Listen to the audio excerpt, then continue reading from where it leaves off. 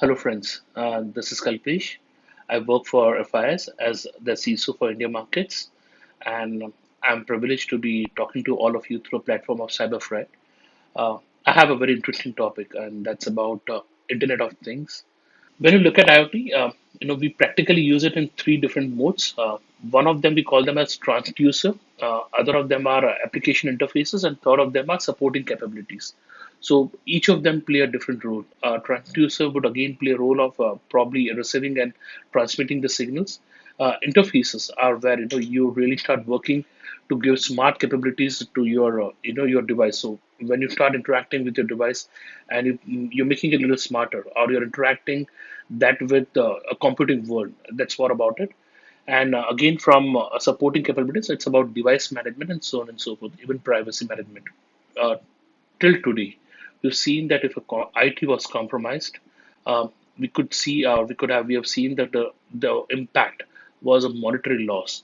But with IoT, we are practically talking about loss to life, and the losses could be significant and be fatal.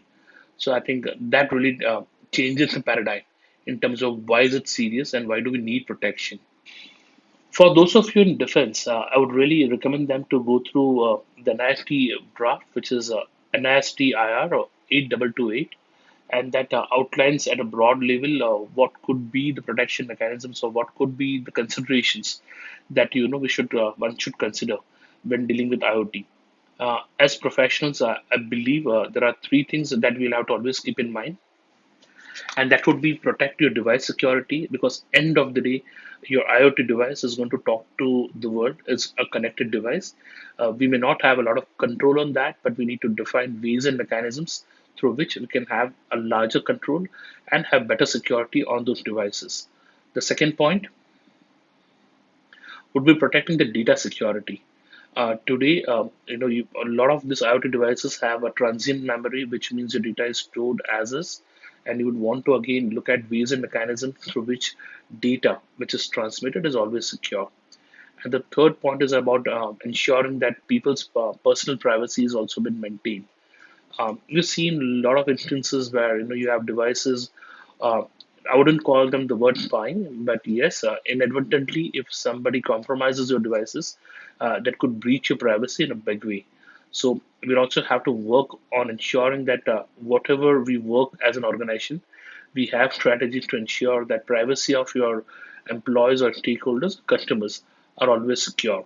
Uh, Again, the journey, I believe, to address IoT risk, it's evolving. We will see larger, newer standards. We'll see newer regulations. We'll see newer things coming into the play. But as always, we'll have to see a right confluence of people, process, and technology.